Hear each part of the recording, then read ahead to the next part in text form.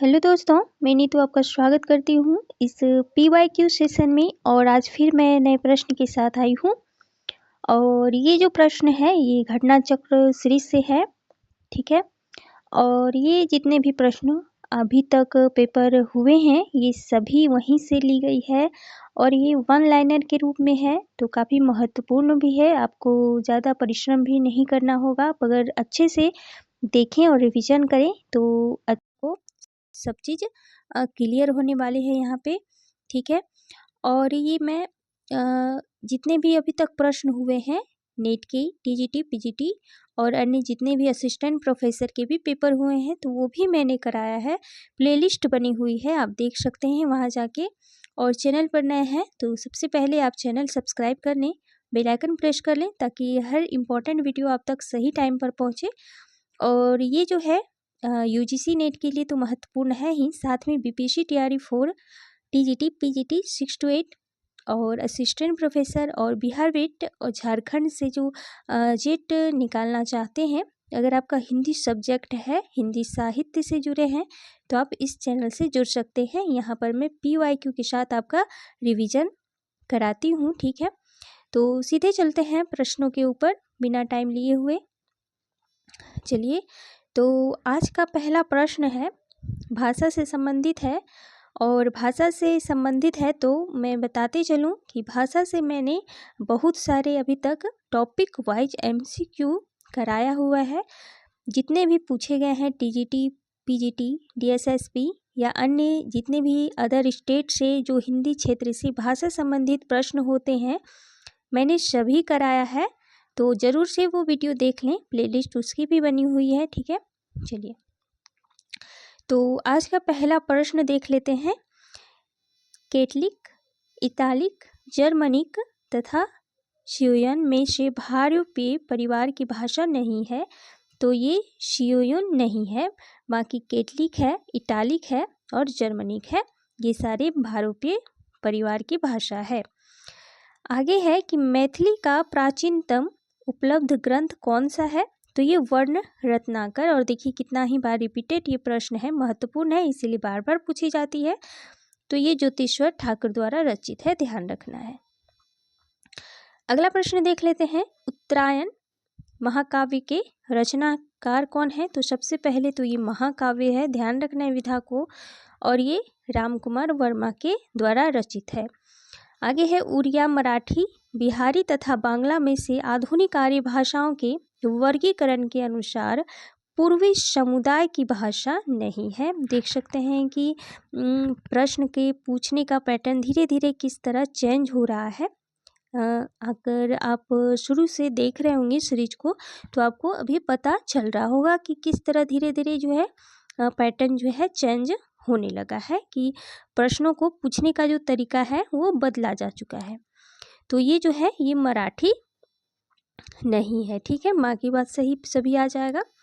चलिए देख लेते हैं अगले प्रश्न को। हिंदुस्तानी शब्द यूरोप के लोगों की देन है, तो ये महत्वपूर्ण कथन जो है ये ग्रेशन के द्वारा कही गई है। अगला प्रश्न है बांगरू, कन्नौजी, बुंदेली तथा बघेली में से पश्चिमी हिंदी के अंतर्गत नहीं आती है, तो ये बघेली जो है ये पूर्वी हिंदी के अंतर्गत आती है। और पूर्वी हिंदी जो कि अर्धमागधी अपभ्रंश से विकसित हुई है, और पूर्वी हिंदी के अंतर्गत 3 बोलियां आती है, बघेली, छत्तीसगढ़ी और अवधी, ठीक है। तो अवधी, बघेली, छत्तीसगढ़ी, इस तरह आप ध्यान से याद कर सकते हैं, रख सकते हैं ध्यान में अपना। अगला प्रश्न है कि रामविलास शर्मा, नामवर सिंह, शिवदान सिंह चौहान तथा विजय देवनारायण शाही में से मार्क्सवादी आलोचक नहीं है, नहीं पूछा गया है। तो ये विजय देवनारायण शाही जो है मार्क्सवादी आलोचक नहीं है। बाकी रामविलास शर्मा, नामवर सिंह और शिवदान सिंह चौहान जी मार्क्सवादी आलोचक हैं। अगला है कि काव्यादर्श ग्रंथ के रचनाकार हैं, तो ये दंडी हैं, ठीक है, ध्यान रखना है। अगला प्रश्न है कि आचार्य कुंतक काव्य शास्त्र में प्रवर्तक माने जाते हैं, तो ये वक्रोक्ति संप्रदाय के प्रवर्तक माने जाते हैं कुंतक जी। हिंदी में लोक जागरण की अवधारणा दिया है, किसने दिया है, तो रामविलास शर्मा जी ने दिया है। आगे पंक्ति है कि भेजी मनभावन के उधव के आवन की, शुद्ध ही वज्र गावनी में पावन जबे लगी, तो ये पंक्ति उद्धव शतक से ली गई है पहली बात, और किसकी है तो जगन्नाथ दास रत्नाकर जी की है। आगे देख लेते हैं। आगे है कि जादुई यथार्थवाद मैजिक रियलिज्म शब्द का सबसे पहले प्रयोग किसने किया था, और ये दूसरी तीसरी बार प्रश्न पूछी गई है कि फ्रेंजरो ने किया है। आगे है कि बुद्ध गानो दोहा का संपादन किसने किया है, तो ये हरप्रसाद शास्त्री ने किया है। आगे है कि दोहा या दुहा लोकप्रिय छंद रहा है किसकी, तो ये अपभ्रंश भाषा का लोकप्रिय छंद रहा है। अगला प्रश्न देख लेते हैं कि शंकर शेष द्वारा रचित नाटक नहीं है, तो ये कोर्ट मार्शल किसका है, सृंजय का है, ध्यान रखना है। अगला है कि राजेंद्र यादव, गंगा प्रसाद बिमल, कमलेश्वर तथा मोहन राकेश में से नई कहानी आंदोलन चलाने वाले लेखक नहीं है, तो ये गंगा प्रसाद बिमल नहीं है। ठीक है, बाकी बात सभी हैं राजेंद्र यादव हैं, कमलेश्वर तथा मोहन राकेश जो है नई कहानी से आंदोलन से जुड़े हुए हैं, और ये बीपीएससी तैयारी में पूछे गए हैं। प्रभा खेतान की आत्मकथा कौन सी है, तो अन्य से अनन्या तक काफ़ी लोकप्रिय है ये प्रभा खेतान की आत्मकथा, पूछी जाती है बार बार। अगला प्रश्न देख लेते हैं कि पहला गिरमिटिया उपन्यास के लेखक हैं ये गिरिराज किशोर हैं, और ये गांधी जी से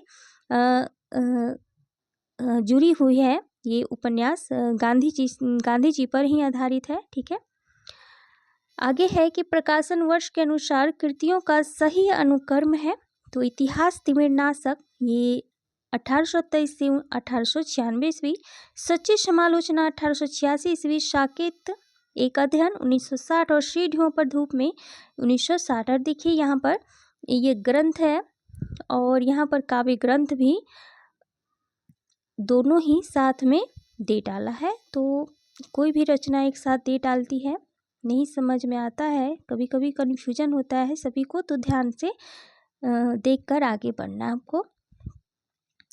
चलिए अगला देख लेते हैं। अब देखिए कि भगवती चरण वर्मा के उपन्यासों का प्रकाशन वर्ष के अनुसार सही अनुक्रम पूछा जा रहा है, तो चित्रलेखा जो है 1934 की है, टेढ़ी मेरे रास्ते 1948 ईस्वी, भूले बिसरे चित्र 1959 ईस्वी, और सामर्थ्य और सीमा 1962 ईस्वी, और ये बार बार रिपीटेड है भगवती चरण वर्मा जी, तो महत्वपूर्ण है, ध्यान में रखना है।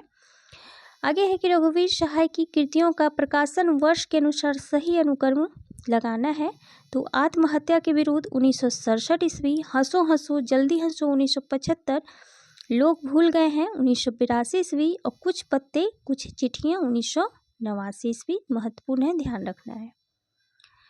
आगे है आगे के कहानी संग्रहों का प्रकाशन वर्ष के अनुसार सही अनुक्रम लगाना है, तो विपथगा है 1937 ईस्वी, परंपरा 1940, शरणार्थी 1948, और अमर वल्लरी 1955 ईस्वी की है। अगला देख लेते हैं राम बिलास शर्मा जी की। अब कृतियों का प्रकाशन वर्ष के अनुसार अनुक्रम पूछा गया है, तो प्रगति और परंपरा 1948, भाषा साहित्य और संस्कृति 1949, भाषा युगबोध और कविता 1981, और विराम चिन्ह है 1985। महत्वपूर्ण है, काफ़ी महत्वपूर्ण है रामबिलास शर्मा जी, तो इनकी 15-20 जितनी भी ग्रंथ हैं सभी महत्वपूर्ण है, तो सभी को आपको क्रम वाइज ध्यान में रखना है, याद करना है, क्योंकि रामबिलास शर्मा जो हैं यूजीसी नेट में तो पूछे जाएंगे, अन्य जितने भी कॉम्पिटिटिव एग्जाम हैं वहाँ भी इनको पूछा जाता है, तो ध्यान रखना है इनको। अगला प्रश्न देख लेते हैं। विद्यानिवास मिश्र के निबंध संग्रहों का प्रकाशन वर्ष के अनुसार सही क्रम बताना है, तो कदम की फूली डाल 1956 ईस्वी, तुम चंदन हम पानी 1957, तमाल के झरोखे से 1981, और शेफाली झर रही है 1989 होगा, यहाँ पर 87 वैसे दिया गया है। चलिए अगला देख लेते हैं। शरद जोशी के व्यंग निबंधों का प्रकाशन वर्ष के अनुसार सही अनुक्रम बताना है, तो हम भ्रष्टन के भ्रष्ट हमारे 1971, राह किनारे बैठ 1972, तिलिस्म 1973 ईस्वी, और यत्र तत्र सवस्त्र 2000 ईस्वी की है, तो ध्यान रखना है। नेमी चंद्र जैन की रचनाओं को प्रकाशन वर्ष के अनुसार सही क्रम बताना है, तो बताया गया है अधूरे साक्षात्कार 1966 की है, रंग दर्शन 1967 की है, जनांतिक 1981 और तीसरा पार्ट जो है 1998 की है। अगले देख लेते हैं प्रश्न को। राही मासूम रजा के उपन्यासों को पूछा गया है प्रकाशन वर्ष के अनुसार। तो आधा गांव जो है 1966 की रचना है, टोपी शुक्ला 1969 ईस्वी, दिल एक सादा कागज 1973 और असंतोष के दिन जो है 1985 ईस्वी के हैं। अगले प्रश्न को देखते हैं। ऐतिहासिक उपन्यासों का प्रकाशन वर्ष के अनुसार सही अनुक्रम बताना है। तो गढ़ कुंठार ये 30 होगा यहाँ पर, ठीक है, 30 होगा। मधुर स्वप्न 1950, वयम रक्षाम 1955, कुणाल की आंखें जो है 1967 की है। अगले प्रश्न को देखते हैं। महिला कथाकारों के उपन्यासों का प्रकाशन वर्ष के अनुसार सही अनुक्रम बताना है। तो 55 खंबे लाल दीवारें 1961 की है, तत्सम 1983 का है, दिलोदानिश 1993 का है और आवाज चित्रा मुदगल की है 1999 की है। अगला प्रश्न देख लेते हैं। गीति नाट्यों का प्रकाशन वर्ष के अनुसार सही अनुक्रम बताना है। तो ये गीति नाट्य हैं, ध्यान रखना है। मत्स्यगंधा 1937 ईस्वी का है, अंधा युग 1955, धर्मवीर भारती एक कंठ विस्पाई 1963 और अग्निलिक 1976 की है। दलित लेखकों की आत्मकथाओं को पूछा गया है प्रकाशन वर्ष के अनुसार। तो जूठन जो है ओम प्रकाश वाल्मीकि की है 1997 ईस्वी, तिरस्कृत सूरज पाल चौहान की है 2002 की है, हादसे रमनिका गुप्ता जो कि 2005 की है, मुर्दैया है 2010 की है। तो ध्यान रखना है, महत्वपूर्ण आत्मकथाएं हैं सभी। अगला देख लेते हैं। ज्ञानपीठ पुरस्कार पाने वाले साहित्यकारों का प्रकाशन वर्ष के अनुसार सही अनुक्रम पूछा गया है। तो सबसे पहले सुमित्रा नंदन पंत को मिला था 1968 ईस्वी, उसके बाद रामधारी सिंह दिनकर को उर्वशी के लिए 1972 में मिला था, महादेवी वर्मा जी को यामा के लिए मिला था 1982 ईस्वी में और श्री नरेश मेहता को मिला था 1992 ईस्वी में। तो ये ज्ञानपीठ पुरस्कार पाने वाले सभी साहित्यकार हैं। और ज्ञानपीठ पुरस्कार, सरस्वती पुरस्कार, व्यास सम्मान जितने भी पुरस्कृत हैं साहित्य में, तो अलग से मैंने फुल डिटेल्स में बताया हुआ है, तो आप वो भी देख सकते हैं, आपको सभी पता चल जाएगा। चलिए अगला देख लेते हैं। महिला रचनाकारों के कहानी संग्रहों का प्रकाशन वर्ष के अनुसार पूछा गया है। तो यही सच है मनु भंडारी का है 1966, जोर बाकी शशि प्रभा का है 1981 ईस्वी, एक स्त्री का विदा गीत और 1983 का है, बोलने वाली औरत ये 2000 ईस्वी का है। अब देखिए स्थापना और तर्क से है प्रश्न, देख लेते हैं क्या है। तो जैसे विश्व में विश्वात्मक की अभिव्यक्ति होती है वैसे ही नाटक में रस की होती है। तो ये बिल्कुल सही है, क्योंकि नाटक में रस की स्थिति आद्यांत तक होती है, यानी कि आदि से अंत तक, ठीक है। तो ये दोनों ही कोटेशन सही है। चलिए अगला देख लेते हैं। स्थापना है और तर्क है। स्थापना क्या कह रहा है कि छायावाद के संबंध में मान्यता है कि किसी कविता के भावों की छाया यदि कहीं अन्यत्र जाकर पड़े तो उसे छायावादी कविता कहना चाहिए। और ये सिर्फ स्थापना नहीं है, मैंने पिछली भी वीडियो में आपको बताया है कि स्थापना में अधिकांशतः किसी समीक्षात्मक जो आलोचक रहते हैं उन्हीं की स्थापना के रूप में उनका कोटेशन रख दिया जाता है, जो महत्वपूर्ण है आलोचक। तो ये किसी ना किसी की ये कोटेशन है, आप बताइएगा कि किसकी है। अगर आप ध्यानपूर्वक पढ़े होंगे तो आपको पता ही होगा, तो कमेंट जरूर से कीजिएगा। आगे है कि क्योंकि छायावादी कविता अन्य उक्ति से अधिक नहीं है। तो अन्य उक्ति, तो ये दोनों ही कोटेशन सही है, तो ये दोनों ही कोटेशन ही है किसी का।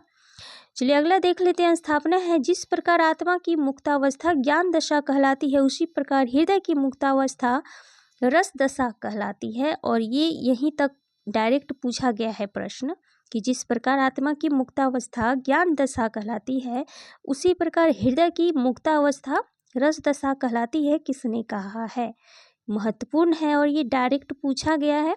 अगला देख लें कि हृदय की इसी मुक्ति की साधना के लिए मनुष्य की वाणी जो शब्द विधान करती है उसे कविता कहा जाता है। और ये दूसरा प्रश्न यहाँ से बन जाएगा। तो ये जो पूरा का पूरा कथन है ये शुक्ल जी का है।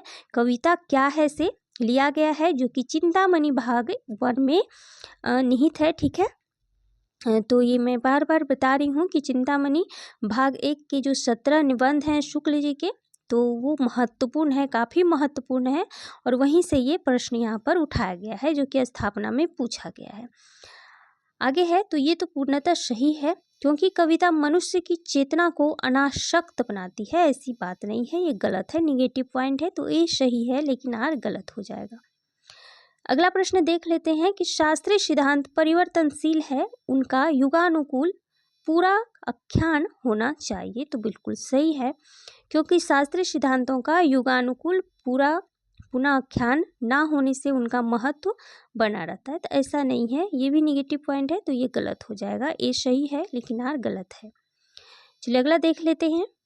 सर्वभूत को आत्मभूत करके अनुभव करना ही काव्य का चरम लक्ष्य है, बिल्कुल सही है, क्योंकि साहित्यकार लोक सत्ता को ना स्वीकार करके सिर्फ व्यक्ति सत्ता को स्वीकार करता है, और जहाँ लोक सत्ता ना हो, जहाँ लोगों की जो है साहित्य में उनका कल्याण ना छुपा हो, तो वैसी साहित्य की रचना नहीं मानी जाएगी। ठीक है, जिसमें कल्याण ना हो, तो ये देखिए कि लोक सत्ता ना हो, सिर्फ व्यक्ति सत्ता की बात की जा रही है, तो स्वार्थपन यहाँ पर दिख रहा है, तो ऐसे ही ये कट जाएगा, निगेटिव पॉइंट है, तो ये सही है, आर गलत है। ठीक है, तो आपको निगेटिव पॉइंट को ध्यान में रखना है कि क्या कह रहा है, तो आप सही कर पाएंगे उस प्रश्न को।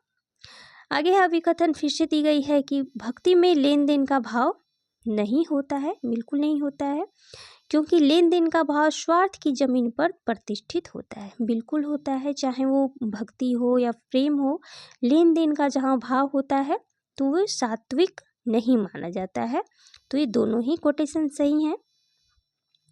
चलिए अगला देख लेते हैं। स्थापना है, तर्क है, जिस साहित्य से हमारी सुरुचि ना जागे वह साहित्य कहलाने का अधिकारी नहीं है। जैसा कि अभी मैंने कहा कि जहाँ स्वार्थी है, जहाँ स्वार्थपन है लोगों में, जहाँ व्यक्ति को देखा जाए, ना कि लोक कल्याण को नहीं देखा जाता है, सिर्फ व्यक्ति को देखा जाता है, तो वो जो है साहित्य की श्रेणी में नहीं आएगा। तो वही प्रश्न देखिए यहाँ पर घूम के आ गई है, जो कि मैंने बताया भी, पूछा गया इस तरह के प्रश्न को, और क्योंकि सुरुचि संपन्नता मात्र साहित्य तक ही सीमित है, ऐसा है क्या? ऐसा नहीं है, तो 1 सही हो जाएगा, लेकिन आर जो है तर्क निगेटिव है, तो ये गलत हो जाएगा। चलिए अगला देख लेते हैं। अगला प्रश्न है कि रचना जीवन का अर्थ विस्तार करती है, तो भावक तथा आलोचक रचना का अर्थ विस्तार करता है, बिल्कुल करता है, क्योंकि रचना में जीवन का संचित अनुभव निहित होता है, तो रचना किसी की मोहताज नहीं होती है, जब तक आप अनुभव नहीं करते हैं आप किसी रचना को नहीं रच सकते हैं, तो ये कहीं ना कहीं आपके जीवन से ही अनुभव मिलती है, या फिर देखते हैं जो अनुभव करते हैं आप लिख पाते हैं, तो ये दोनों ही कोटेशन सही है, स्थापना और तर्क दोनों ही सही हो जाएगा। आगे है, स्थापना है, विखंडनवाद मार्क्सवाद का विस्थापन नहीं अपितु उसके जड़ों तक पहुंचना है, तो ये आप अगर पाश्चात्य समीक्षक पढ़ेंगे तो ये वहाँ पर दी गई है। आगे है, क्योंकि मार्क्सवाद से विखंडनवाद का जन्म हुआ है, ऐसा नहीं है, कहाँ दिया गया ऐसा, बिल्कुल नहीं है, तो ये जो है मार्क्सवाद विखंडनवाद जॉक दरिदा जो है, तो ये उन्हीं की कहीं ना कहीं जुड़ी हुई है कोटेशन। चलिए आगे देख लेते हैं कि मिथक मनुष्य जाति व सांस्कृतिक इतिहास का आख्यान है, बिल्कुल है, क्योंकि मिथक के बिना इतिहास का लेखन असंभव, ऐसा थोड़े कि किसी के बिना कोई चीज़ असंभव होती है, वो खुद में संभव एक होती है, तो ऐसा नहीं है। तो फिर से देख सकते हैं कि यहाँ पर निगेटिव पॉइंट दिया गया है, तो स्थापना तो सही है, लेकिन तर्क यहाँ पर बिल्कुल गलत दी गई है। आगे देख लेते हैं, सही सुमेलित करना है, कवि और काव्य संग्रह दी गई है, तो नरेंद्र शर्मा जी का है प्रवासी के गीत, नागार्जुन का है युगधारा, केदारनाथ अग्रवाल का है फूल नहीं रंग बोलते हैं, भवानी प्रसाद मिश्र का है बुनी हुई रस्सी। अगला देख लेते हैं प्रश्न, सही सुमेलित करना है, संपादक और पत्रिका दी गई है, तो गणेश शंकर विद्यार्थी का प्रताप है, चंद्रधर शर्मा गुलेरी का समालोचक है, भारतेंदु हरिश्चंद्र का कवि वचन सुधा है और महादेवी वर्मा जी का चांद है। तो सभी को ध्यान में रखना है, महत्वपूर्ण पत्रिकाएं हैं। अगला प्रश्न है, उपन्यासकार हैं और उपन्यास दी गई है। संजीव का जो उपन्यास है सूत्राधार 1983 का है। बदी उजमा का है एक चूहे की मौत 1971 का है। राही मासूम रजा का दिल एक सादा कागज, ये भी 1971-72 का है। और अमृत राय का है नागफनी का देश, ध्यान में रखना है। चलिए, सही सम्मिलित यहाँ भी करना। आलोचना ग्रंथ है और आलोचक हैं तुलसीदास जो है माता प्रसाद गुप्त का है। महावीर प्रसाद और हिंदी नवजागरण रामविलास शर्मा। आप देख लीजिए रामविलास शर्मा कितने महत्वपूर्ण हैं, बार बार पूछे जाते हैं, तो ध्यान रखना उनकी सभी ग्रंथ को, 15-20 जितने भी उनके ग्रंथ हैं आलोचनात्मक ग्रंथ, सभी को ध्यान में रखना है। आगे है हिंदी साहित्य के 80 वर्ष शिवदान सिंह चौहान का, और ये 1954 की है, ध्यान में रखना है क्योंकि डेट पीरियड पूछी जाती है इसकी, इसीलिए मैंने बता दिया। आगे है भाषा और संवेदना राम स्वरूप चतुर्वेदी की, और बहुत ही महत्वपूर्ण है, भाषा और संवेदना पूछी जाती है। तो चलिए दोस्तों, आज के लिए बस इतना ही। फिर मिलती हूँ एक नई सीरीज के साथ। तब तक चैनल पर अगर नए हैं तो चैनल को जरूर से सब्सक्राइब कर लें और बेल आइकन प्रेस कर लें। अपने दोस्तों तक भी वीडियो को शेयर करें और बने रहें इस चैनल के साथ। मैं कंटिन्यूस जो है यूजीसी नेट के एग्ज़ाम तक और बीपीएससी टीआरई 4 और जितने भी आगामी एग्ज़ाम होने वाले हैं हिंदी क्षेत्र से, तो मैं कंटिन्यूस इस वीडियो को जारी रखूँगी। और जैसे ही ये ख़त्म होगा तो MCQ बेस पे आपका रिवीजन फिर से कराने वाली हूँ, तो बने रहें इसके साथ।